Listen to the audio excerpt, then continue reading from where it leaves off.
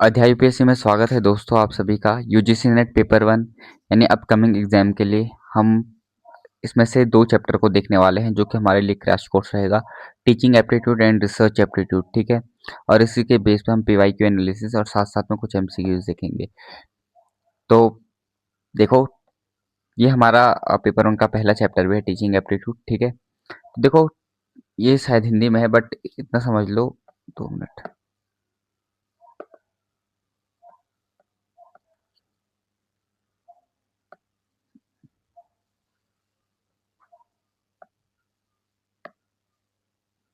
Okay, तो PDF Hindi में है बट डोंट वरी, ठीक है, समझा दूंगा। ठीक है, टीचिंग टीचिंग का जो मीन है वो है पर्पसफुल एक्टिविटी, ठीक है। आप पर्पसफुल एक्टिविटी को क्या करना है, लर्निंग को क्या करना है, एक इजी बनाना है, कन्वीनियंट बनाना है, ठीक है। टीचर, लर्नर और सब्जेक्ट मैटर, 3 इंटरेक्शन जो पॉइंट है वो 3 है, ठीक है, जिन जिन के बीच इंटरेक्शन होना है। एक तो टीचर है, लर्नर है और सब्जेक्ट मैटर है। इन्हीं तीनों से क्या करना है, हमें टीचिंग करना है। टीचर सब्जेक्ट के थ्रू लर्नर को पढ़ाएगा और इंटरेक्शन टीचर और लर्नर के बीच होगा, ठीक है। तो ये एक ट्राइपोलर, ठीक है, रिलेशन है। क्या है? ट्राइपोलर रिलेशन है, ठीक है। तो ये चीज दिमाग में रखना, 3 पॉइंट क्या है, तो ये है, ठीक है। टीचिंग जो है एक तरीके से आर्ट भी है, साइंस भी है, डायनेमिक है, ठीक है, चेंज होता रहता है, ठीक है, हर टाइम टाइम के रिस्पेक्टिव में, ठीक है, इंटरेक्टिव है, ठीक है, और कंटिन्यूस चलने वाली एक प्रक्रिया है, ठीक है। देखो क्वेश्चन क्या है, जॉन डीवी, ठीक है। जॉन डीवी ने शिक्षण को क्या बताया, ट्राइपोलर बनाया बताया। तो क्वेश्चन आ जाता है कि विच ऑफ द फॉलोइंग, जिसने कंसीडर किया था टीचिंग को, तो वो कौन है, ट्राइपोलर कंसीडर किया था, तो जॉन डीवे है, ठीक है। टीचर्स, लर्नर, सोशल एनवायरनमेंट, ठीक है, teacher, learner and social environment. तो ये 3 ट्राइपोलर के ये 3 पॉइंट बताए थे, जबकि एक हमारा क्या था, सब्जेक्ट था, ठीक है। तो सब्जेक्ट भी बोल सकते हैं या फिर सोशल एनवायरनमेंट भी बोल सकते हैं, क्योंकि जरूरी नहीं है सब्जेक्ट ही हो सकता है। जब उस समय आश्रमों में रहते थे तो टीचर रहता था, उनके एक प्यूपिल रहते थे और साथ में उनके आसपास का एनवायरनमेंट रहता था। ऑब्जेक्टिव क्या है, तो ब्लूम की टैक्सोनॉमी, ठीक है।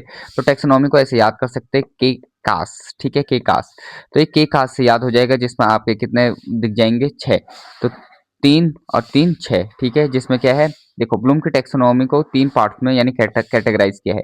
एक तो जो कॉग्निटिव डोमेन है, क्या है, कॉग्निटिव डोमेन है। दूसरा अफेक्टिव डोमेन है और तीसरा साइकोमोटर डोमेन है, ठीक है। कॉग्निटिव डोमेन जहाँ पे कि हम क्या करते हैं, अपनी ज्ञान समझ और उसका एप्लीकेशन करते हैं, वहाँ पे हम एनालिसिस करते हैं, ठीक है, सिंथेसिस करते हैं, ठीक है। और फिर लास्ट में हम क्या करते हैं, इवेल्युएशन करते हैं, ठीक है। तो ये एक तरीके से क्या है, देखो, ये है कॉग्निटिव, क्या है, कॉग्निटिव, ठीक है। इसी के नीचे फिर क्या आता है, अफेक्टिव डोमेन, क्या आता है, अफेक्टिव डोमेन, ठीक है। तो एक तरीके से इसे हम बोल सकते हैं कि ये हेड है और ये हार्ट है। अफेक्टिव डोमेन में हार्ट, जिसमें तुम्हारे इमोशंस आ जाते हैं, ठीक है, तुम्हारे दृष्टिकोण, तुम्हारा जो वो है, क्या बोलते हैं, एटीट्यूड है, वो आ जाता है, तुम्हारी वैल्यूज आ जाती हैं, ठीक है, इमोशंस आ जाते हैं। तो ये एक तरीके से हार्ट है, ठीक है, अफेक्टिव। दूसरा होता है साइकोमोटर, क्या होता है, साइकोमोटर। साइकोमोटर में हम क्या लगते हैं, साइकोलॉजी, फिजिकल स्किल्स आ जाती है, क्या आ जाती है, फिजिकल स्किल आ जाती है। हम क्या करते हैं, अपने जो हैंड, लेग वगैरह, इनका यूज ज्यादा करते हैं, ठीक है। जैसे तो इसे हम बोल सकते हैं कि तुम्हारे फिजिकल स्किल का ये एक डोमेन है ब्लूम टेक्सोनॉमी में, जिसमें तुम क्या करते हो, अपनी फिजिकल स्किल्स को क्या करते हो, यूज करते हो, ठीक है।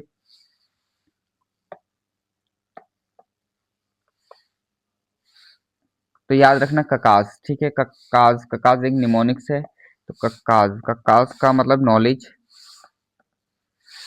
काज सी मतलब कॉम्प्रिहेंशन, कॉम्प्रिहेंड करना चीजों को, कॉम्प्रिहेंशन।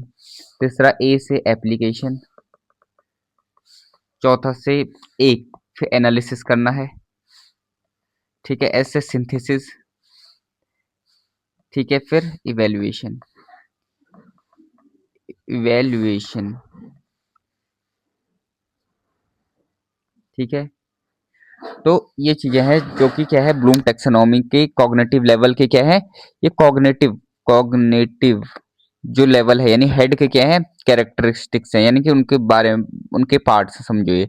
ठीक है, क्या क्या करते हैं हम कॉग्निटिव में, नॉलेज कर रहे हैं दिमागी से कर रहे हैं, कॉम्प्रिहेंड दिमाग से कर रहे हैं, एप्लीकेट कर रहे हैं तो किसी दिमाग से कर रहे हैं, एनालिसिस दिमाग से कर रहे हैं, सिंथेसिस दिमाग से कर रहे हैं, इवेलुएट दिमाग से कर रहे हैं। ठीक है, हेड से कर रहे हो।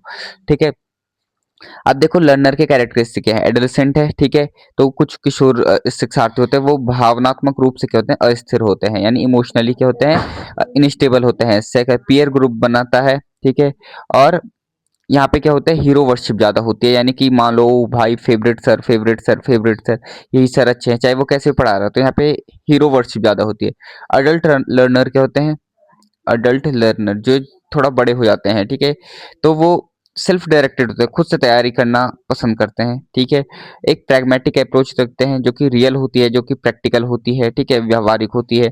ठीक है, जैसे कि एमए इकोनॉमिक्स के स्टूडेंट हैं तो वो किसी टॉपिक पे या किसी विषय पे क्या करना चाहते हैं, स्टडी करना चाहते हैं, तो वो उसे क्या करेंगे, बिल्कुल रियल वर्ल्ड से जोड़ने की कोशिश करेंगे और देखेंगे कि क्या ये यहाँ एप्लीकेशन हो रहा है इसका। ठीक है, और इसी को हम वो ये एंड्रागॉगी का हिस्सा भी बोलते हैं, इसे क्या बोलते हैं, एंड्रागॉगी। ठीक है, एंड्रागॉगी का हिस्सा भी है। टीचिंग मेथड कितने तरीके के होते हैं, टीचिंग मेथड को हम दो पार्ट्स में डिवाइड करते हैं। एक तो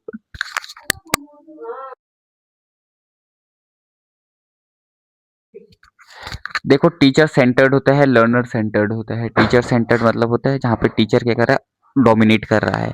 लर्नर सेंटर जहाँ पे कि स्टूडेंट को भी क्या दी जा रही है, प्रायोरिटी दी जा रही है। टीचिंग सेंटर में क्या होता है, lecture method, demonstration method, team teaching होती है, यानी कि लेक्चर दिया जाएगा, वहाँ पे सिर्फ डिस्प्ले किया जाएगा प्रोजेक्टर के थ्रू या फिर पीपीटीज में, और टीम टीचिंग 4-5 टीम आके वहाँ पे क्या करेंगे, चीजों को बताएंगे। बाकी लर्नर सेंटर में होता है कि क्या होता है, ह्यूरिस्टिक मेथड बोलते से। ठीक है, इसमें आर्मस्ट्रांग ने इसे ये की थी, जो खोज विधि है इसे बोलते हैं आर्मस्ट्रांग। ठीक है, प्रोजेक्ट मेथड है। ठीक है, किलपैट्रिक इसकी खोज है। प्रोजेक्ट मेथड अगर क्वेश्चन आ जाता है मैच द फॉलोइंग में प्रोजेक्ट मेथड, तो देखो पी के। ठीक है, पी के प्रोजेक्ट किलपैट्रिक। ठीक है, देखो एच हैंड आर्म। ठीक है, तो ह्यूरिस्टिक और आर्म। ठीक है, तो ये याद रखना। डिस्कशन एंड ब्रेनस्टॉर्मिंग, यहाँ पे ब्रेनस्टॉर्मिंग करवाई जाती है, डिस्कशन किए जाते हैं कि चलो बताओ कि अगर क्लाइमेट चेंज होगा तो क्या इफेक्ट पड़ेगा हमारे ग्लेशियर्स पे, क्लाइमेट चेंज होगा तो क्या इफेक्ट पड़ेगा हमारे जोग्राफी या इकोनॉमी पे, तो ये ब्रेनस्टॉर्मिंग है। ठीक है, सूक्ष्म आधार पे अर्थशास्त्र के सिद्धांत, जैसे कि हम क्या देखते हैं कि law of diminishing utility.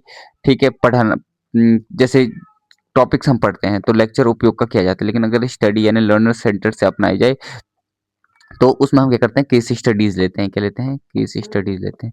Evaluation system. ठीक है, इवैल्यूएशन सिस्टम क्या करता है, इवैल्यूएट करने का एक बहुत इंपॉर्टेंट तरीका है। तो इसमें हम बोलते हैं कि formative, summative, non reference, criterion reference. ठीक है, निर्णयात्मक होता है, संकलात्मक होता है, मानक संदर्भित होता है, निकट संदर्भित होता है। ठीक है, तो इवैल्यूएशन के टाइप है, तो देखो formative, summative, non reference, criterion reference. ठीक है, तो 4 हो गए। तो देखो फॉर्मेटिव क्या होता है।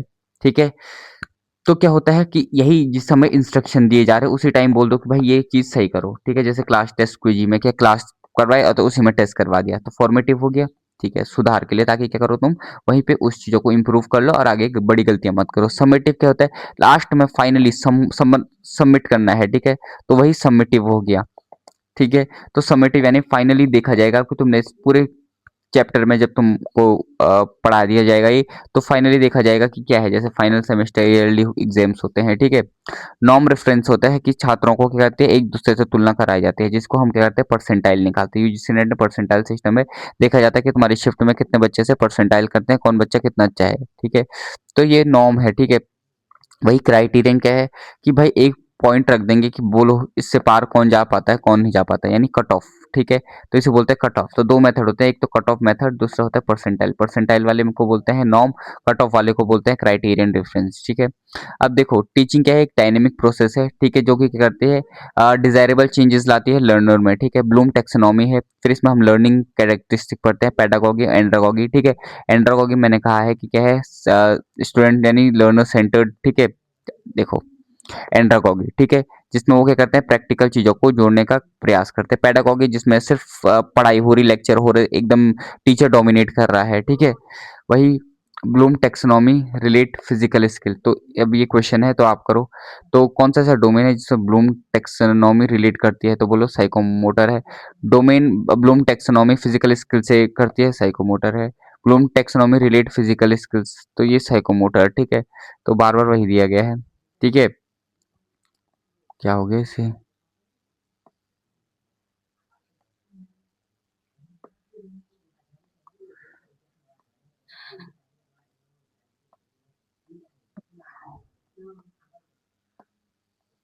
चलो छोड़ो, ठीक है।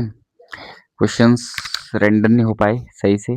देखो रिसर्च एप्टीट्यूड, रिसर्च एप्टीट्यूड में क्या याद रखना कि भाई रिसर्च का मतलब ही क्या है, हमें क्या करना है, अनुसंधान करने, किसी चीज पे खोज करने और फिर उससे क्या करना है, हाँ फिर उस पे क्या करना है, एनालिसिस करना है, ठीक है। अनुसंधान का अर्थ है किसी समस्या को सिस्टमेटिक और साइंटिफिक और ऑब्जेक्टिव तरीके से क्या करना है, उसके सॉल्यूशन को लाना है। इसलिए हम रिसर्च करते हैं ताकि हम सॉल्यूशन ला पाए, ठीक है। क्या विशेषताएं? ऑब्जेक्टिव रहता है भाई ये, ठीक है। व्यक्तिगत पूर्वाग्रहों से मुक्त रहता है, यानी इसमें कोई भी ऐसे बायसनेस नहीं होंगे, ऑब्जेक्टिव रहता है, ठीक है। ठीक है। रिलायबिलिटी रहती है कि भाई हाँ बार बार परीक्षण करने पे एक ही परिणाम, तो हो सकता है कि कुछ परसेंट का एरर हो बट कंसिस्टेंसी रहती है कि सेम क्या दे, रिजल्ट दे। वैलिडिटी रहती है कि भाई वही मापें जिसके लिए वो बना है, यानी एक्यूरेसी देता है, ठीक है। रिलायबिलिटी, ठीक है। रिलायबिलिटी रहती है कि रिलायबिलिटी बराबर कंसिस्टेंसी, अगर रिलायबिलिटी है तो कंसिस्टेंसी, वैलिडिटी बराबर एक्यूरेसी, ठीक है। A valid test is always reliable but a reliable test may not always be valid, ठीक है। एक वैलिड टेस्ट हमेशा क्या रहेगा, रिलायबल रहेगा, ठीक है, क्योंकि वो वैलिड है, ठीक है। एक्यूरेसी उसमें, बट एक रिलायबल जिस पे विश्वास किया जाए, हो सकता है कि वो वैलिड ना हो, ठीक है। तो ये चीजें हैं। तो फंडामेंटल, अब देखो क्या है, मतलब रिसर्च का अगर देखा तो फंडामेंटली क्या है इसका, जैसे कि ये क्या है, एक बेसिक रिसर्च है, ठीक है, जिसका काम क्या होता है, किसी विशिष्ट या फिर प्रैग्मेटिक प्रॉब्लम्स को क्या करने के लिए, सुलझाने के लिए काम आती है, ठीक है। अगर ये रिसर्च ज्ञान का भंडार में वृद्धि करता है तो जैसे हम बोल सकते हैं कि मोशन, लॉ ऑफ मोशन, ठीक है। तो लॉ ऑफ मोशन को हम प्योर एक बेसिक रिसर्च है, ठीक है।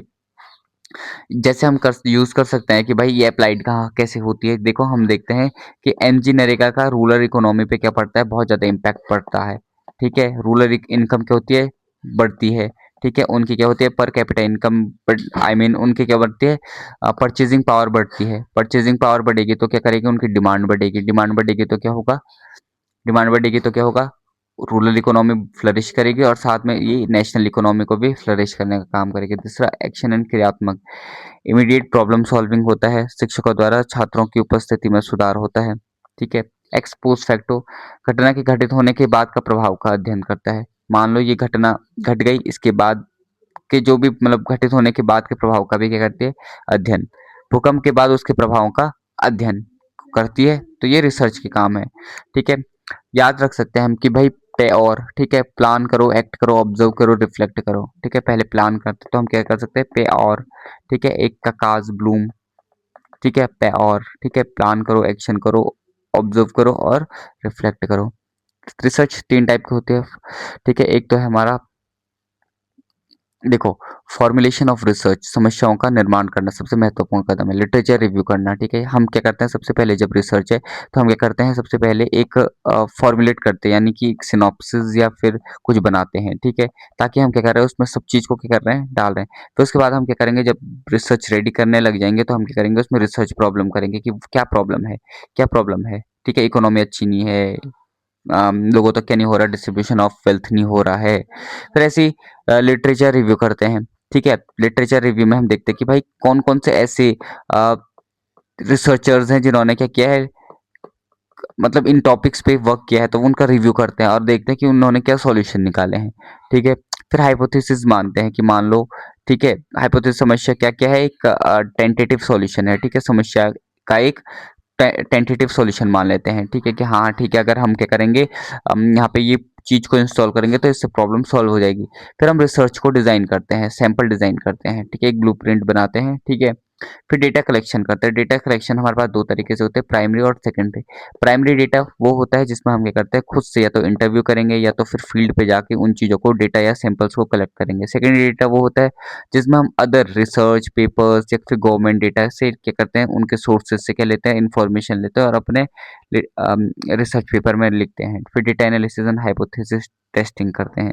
ठीक है, तो इसके लिए हम क्या करते हैं, स्टैटिस्टिकल टूल्स का यूज़ करते हैं, जो कि करता है उन डेटाओं को क्या करता है, एनालिसिस करता है। फिर रिपोर्ट राइटिंग, ठीक है, लास्ट में हम क्या करते हैं, रिपोर्ट राइटिंग, ठीक है, और जर्नलाइजेशन फाइनली जो हम करते हैं। ठीक है,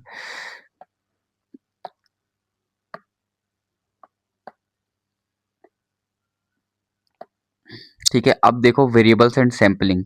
ठीक है, दो तरीके के वेरिएबल है, इंडिपेंडेंट वेरिएबल, ठीक है, इंडिपेंडेंट वेरिएबल होता है, डिपेंडेंट वेरिएबल होता है। इंडिपेंडेंट वेरिएबल वो होता है जिसमें क्या होता है, जिसमें क्या करता है, जो तुम्हारा रिसर्चर होता है वो क्या करता है, मैनिपुलेट कर सकता है यानी चेंज कर सकता है। डिपेंडेंट वेरिएबल अगर कोई चीज चेंज कर रहे हैं तो उसके कारण उस दूसरे वाले पे क्या पड़ेगा, इम्पैक्ट या इफेक्ट जरूर पड़ेगा।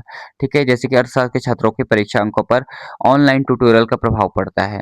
ठीक है, ठीक है, यहाँ ऑनलाइन ट्यूटोरियल यानी इंडिपेंडेंट वेरिएबल है, परीक्षांक डिपेंडेंट वेरिएबल है। ठीक है, सैम्पलिंग, अब देखो दो तरीके से हम सैंपल करते हैं। ठीक है, सैंपलिंग जैसे मैंने कहा सैंपल लेते हैं, तो क्या सैंपलिंग है, एक तो हम लेते हैं प्रोबेबिलिटी सैंपलिंग। ठीक है, इसलिए इस पे क्या आते हैं, न्यूमेरिकल्स आते हैं। प्रोबेबिलिटी सैंपलिंग को मैं करवा दूंगा। नॉन प्रोबेबिलिटी सैंपलिंग होती है। प्रोबेबिलिटी सैंपलिंग होता है कि जनसंख्या के प्रत्येक तत्व के चुने जाने की संभावना कितनी होती है। मान लो 4 कार्ड है, ठीक है, 4 कार्ड में हो सकता है कि ये वाले सेकंड वाले कार्ड को चुनने की प्रोबेबिलिटी कितनी है, तो मान लो वो कार्ड तो एक ही है, कितने कार्ड में से, 4 में से, तो टोटल आउटकम तो इतने हैं। ठीक है, मतलब टोटल कितने हैं, ये हैं जो आ सकते हैं। ठीक है, और जो हम चुन रहे हैं सेलेक्टेड वही 1 है। ठीक है, तो रैंडम, सिंपल रैंडम, अब इसमें भी हम डिवाइड करते हैं। प्रोबेबिलिटी में हम एक तो सिंपल रैंडम लेते हैं कि सिंपली रैंडमली चुन लिया। ठीक है, एक हम लेते हैं स्ट्रेटिफाइड, दूसरा हम क्लस्टर में लेते हैं। ठीक है, नॉन प्रोबेबिलिटी वो होता है जिसमें क्या होता है, अपने अनुसार हम क्या करेंगे, चुनेंगे। ऐसे नहीं कि हमें इन सबको कंसिडर, हमें लग रहा है कि यही चुनना है, इसको क्यों चुनना है, ये तो कोई काम करे, तो कन्वीनियंस होना चाहिए, पर्पजिव होना चाहिए, स्नोबॉल। तो ये कन्वीनियंट टाइप होता है, इसका पर्पजिव टाइप होता है, स्नोबॉल टाइप होता है। फिर रिसर्च में ना एथिक्स बहुत जरूरी है। अगर हम एथिक्स का यूज नहीं करेंगे तो हमारी रिसर्च का क्या नहीं हो जाएगा, कोई मोरालिटी नहीं रह जाएगी। क्या है, यानी हम क्या करते हैं कि किसी भी रिसर्च को कहीं से टेप के दूसरे अपने रिसर्च पेपर में नहीं डाल सकते। तो इसी को बोलते हैं, अगर ये कर रहे हैं तो इससे प्लेजरियरिज्म आता है, यानी कि चोरी करते हैं। ठीक है, तो इसी को बोलते हैं प्लेजेरियज्म। ठीक है, फिर उसका होता है, एक दूसरा होता है फैब्रिकेशन। क्या करते हैं हमने, अंदर से तो वो है, बस ऊपर से क्या कर रखा है, फैब्रिकेट कर रखा है। ठीक है, तो किसी रियल डेटा को हमने क्या कर रखा है, उससे झूठा बनाकर अपने उसमें यूज कर रखा है, मतलब फेक डेटा को यूज कर रखा है सही बनाकर। दूसरा फॉल्सिफिकेशन होता है। ठीक है, फॉल्सिफिकेशन मतलब वंचित परिणामों को डेटा बदलना।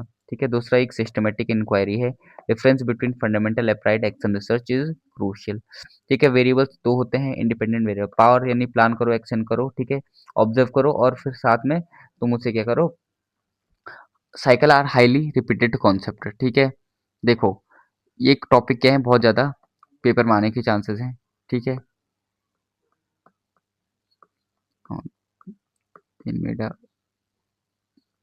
अब देखो कुछ क्वेश्चंस है, कुछ रिवीजन है। देखो ऑन्टोलॉजी अगर टर्म आ जाता है, ऑन्टोलॉजी, ऑन्टोलॉजी क्या है, रियलिटी से संबंधित है। ठीक है, रियलिटी क्या है। एपिस्टेमोलॉजी क्या होता है, नॉलेज की प्रकृति पर शोध से संबंधित, प्रकृति और स्रोत से संबंधित। पॉजिटिविज्म क्या है, विज्ञान और मात्रात्मक तरीकों पर विश्वास करना। ठीक है, विज्ञान और मात्रात्मक तरीकों पर विश्वास करना, जो ऑगस्ट कॉम्टे ने दिया था। ठीक है, पॉजिटिविज्म, ठीक है, विज्ञान और मात्रात्मक तरीकों पर विश्वास करना। पोस्ट पॉजिटिविज्म मतलब होता है वास्तविकता व्यक्तिपरक यानी सब्जेक्टिव, यानी अब हो सकता है कि बायसनेस आ जाती है, और गुणात्मक भी हो सकती है। क्या हो सकती है, गुणात्मक भी हो सकती है। स्नोबॉल सैंपलिंग, जब लक्ष्य जनसंख्या को खोजना मुश्किल तो नेटवर्क का उपयोग किया जाता है। ठीक है, अब ये हमारा वो होता है मतलब नॉन प्रोबेबिलिटी मेथड। ठीक है, नॉन प्रोबेबिलिटी सैंपलिंग मेथड। एमओसीज होता है मैसिव ओपन ऑनलाइन कोर्सेज, जैसे स्वयं, नेपटेल, भारत सरकार की पहले हैं। एरर दो तरीके से हो सकती है, एक तो क्या हो सकता है कि ट्रू नल हाइपोथेसिस, जब तक सत्य शून्य परिकल्पना को अस्वीकार किया जाता है।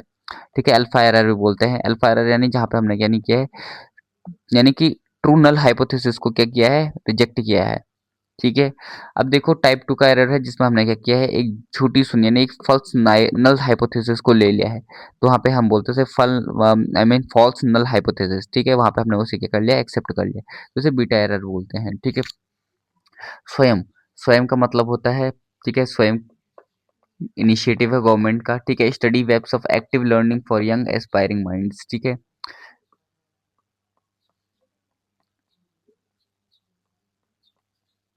ठीक है। ये रेंडर हुए नहीं, मैं आपके लिए एक सेकंड वीडियो में एमसीक्यूज लेके आ जाऊंगा फटक से, ठीक है। ज़्यादा नहीं, 10 मिनट ही वीडियो होगी, तो आप मस्ट वॉच इट, ठीक है। अगर इसमें से आपका रिवाइज हो गया होगा तो प्लीज़ कमेंट डाउन, तो मैं ऐसी एक फटाफट वीडियो लेके आऊँगा। मैं आपको डिटेल में समझा तो नहीं सकता हूँ, पर ये डिस्क्लेमर दे रहा हूँ मैं कि भाई डिटेल में तो नहीं समझाया जा सकता, पर फटाफट एग्जाम के लिए एक रिवीजन है, ठीक है। तो thank you so much, watch this video and like share and subscribe for more videos.